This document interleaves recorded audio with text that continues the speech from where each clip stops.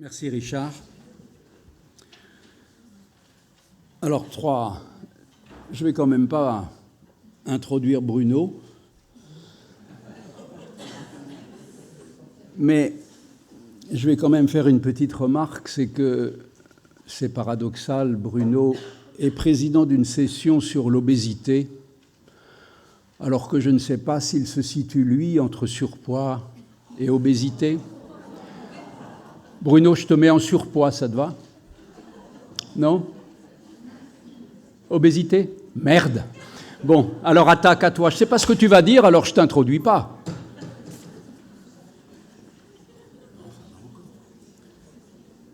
Bonjour tout le monde. Alors, bien sûr, merci à Richard et à toute l'équipe du CEGOP de m'inviter une nouvelle fois. C'est vrai que, officiellement, je prendrai ma retraite en novembre, mais je compte encore travailler un petit peu après. Alors, je dirais, quand il m'a dit que j'étais président, parce que c'était la dernière année, je me suis dit, oui, président, c'est bien, c'est pas bien. Mais c'est vrai que le mot président, quand on essaie de s'interroger, moi, en ce moment, c'est pas un titre très sympa. Il y en a un autre qui est encore pire, c'est celui-là. Après, on aurait pu simplement se dire, ben non, c'est banalement un camembert. Bon.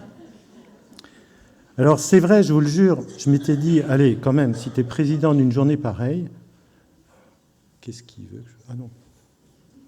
Si je suis président d'une journée pareille, je pourrais essayer de baisser un peu ton BMI, mais pas facile, j'y suis pas arrivé. Alors, on va introduire le sujet, vous ne le savez peut-être pas tous, mais déjà à la fin des années 90, l'OMS avait poussé un grand cri d'alarme, il avait même utilisé un titre qui était assez percutant, puisqu'il avait dit « l'obésité, c'est une nouvelle épidémie ». Après, ils ont rajouté un petit peu de causes non infectieuses. Et on espérait, du coup, pouvoir améliorer les choses. Et on va voir sur la fin du topo l'épidémiologie de l'obésité dans le monde. Et vous verrez que, pour l'instant, il n'en est rien. Alors, la France, très rapidement, a déjà, en 2001, mis en place un programme national nutrition santé qu'ils appellent le PNNS, qui a consisté à mettre en place pas mal d'associations multidisciplinaires qui réunissaient nutritionnistes ou diététiciennes, psychologues, éducateurs physiques, pour essayer justement d'améliorer la nutrition des gens et de les pousser à faire de l'activité physique. Parce que si on veut résumer de façon très courte, mais je pense qu'on le fera beaucoup mieux après, pourquoi est-ce que l'humain est devenu obèse? On va dire qu'il y a très longtemps, du temps de l'homme des cavernes, on avait déjà un premier problème qui était celui de l'habillement. On devait lutter contre le froid. Deux, on avait quand même une certaine activité physique. Alors, il n'était certainement pas rond comme celui qui est représenté ici. On avait une grosse activité physique parce qu'il fallait, pour pouvoir manger, chasser. Et puis, c'est vrai qu'on avait aussi des problèmes locaux. On vivait dans les cavernes. On était tout content quand on a trouvé le feu parce que ça nous permettait de nous réchauffer. Et aujourd'hui, les choses ont paradoxalement changé. Aujourd'hui, on est beaucoup devant la télé, ou les tablettes, ou les ordinateurs. Et qu'est-ce qu'on fait quand on est devant la télé? Je ne dis pas ça pour moi, hein, rassurez-vous. On boit une bonne bière, et puis si vous regardez bien sur le canapé, il y a aussi une bonne alimentation. Alors revenons un petit peu sur l'obésité à travers les siècles. De façon assez paradoxale, la première image de la femme qu'on a, c'est cette Vénus de Willendorf, qui est une image, qui est une petite statuette de 11-12 cm de haut. On voit que la chevelure est assez soignée, mais pourtant la femme a une poitrine généreuse, a des formes plutôt très arrondies, et c'était manifestement une image de la femme admirée à l'époque. Pareil pour la Vénus de Lispug, et on est très très loin de la femme de Giacometti qu'on peut voir en ce moment à Paris.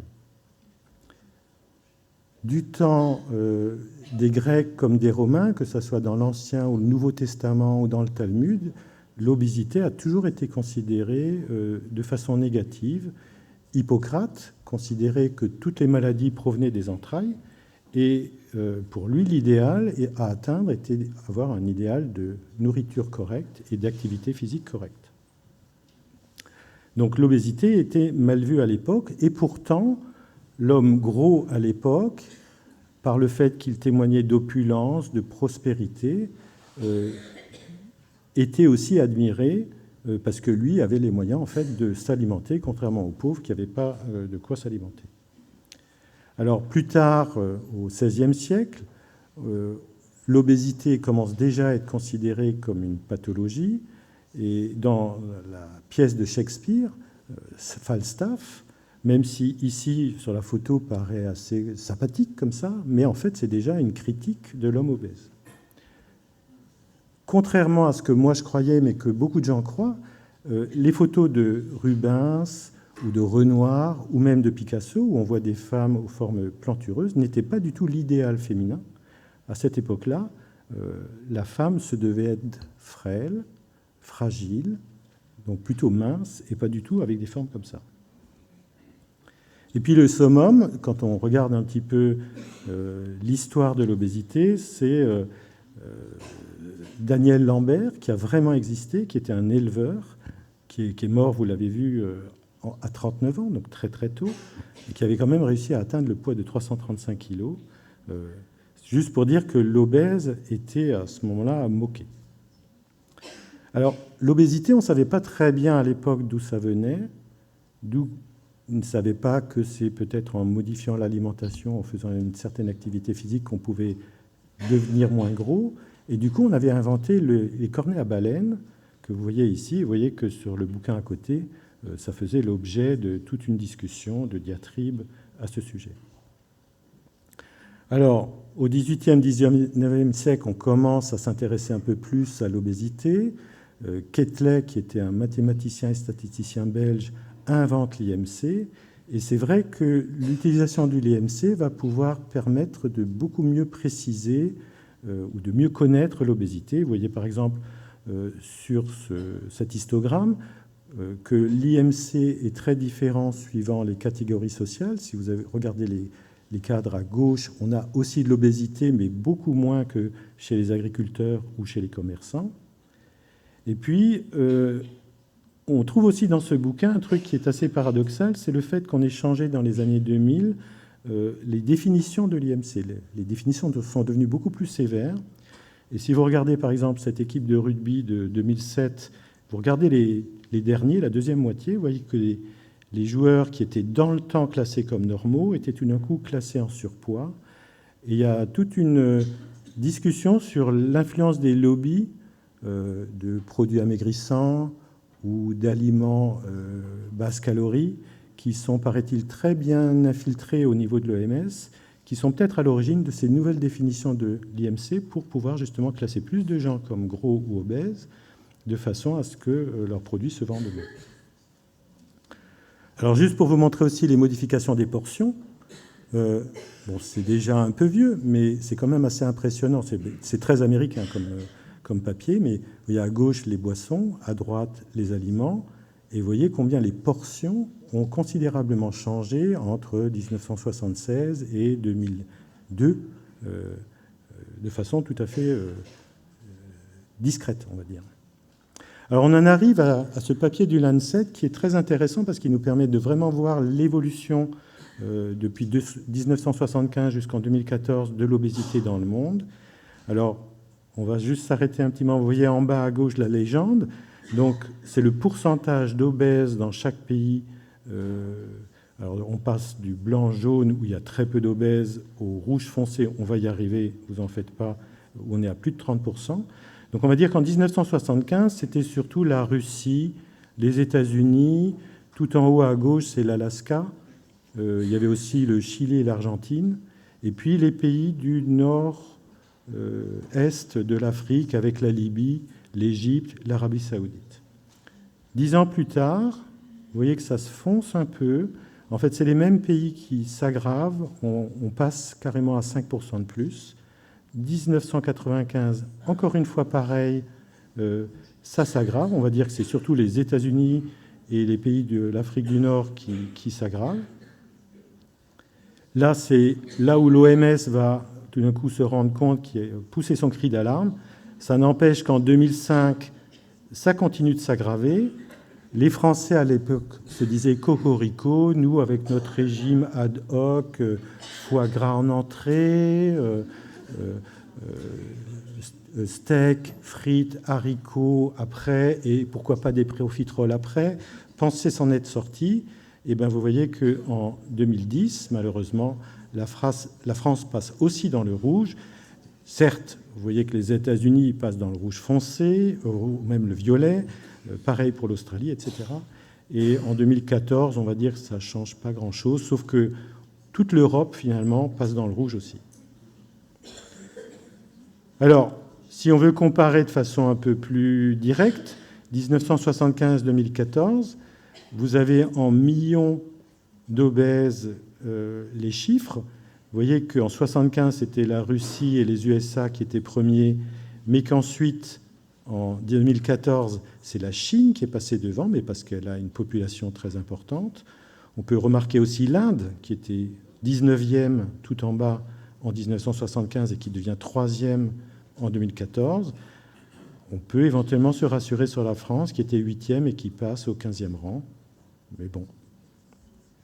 Alors, ce qui m'a un peu surpris dans ces stats, c'est la différence entre les hommes et les femmes. Alors là, on a les femmes obèses, on retrouve en bas en bleu les Européens, mais on voit quand même une grosse différence. Il y a beaucoup plus de femmes obèses que d'hommes obèses dans le monde. Et si on prend les super obèses ou l'obésité morbide, vous voyez que c'est encore pire. Alors, on passe aux femmes enceintes. Prévalence dans le monde, on va dire grosso modo que ça correspond à ce qu'on a vu avant, si ce n'est que si on prend les pourcentages, vous voyez que la Chine reste en bleu pâle, donc on pourrait penser que ça va.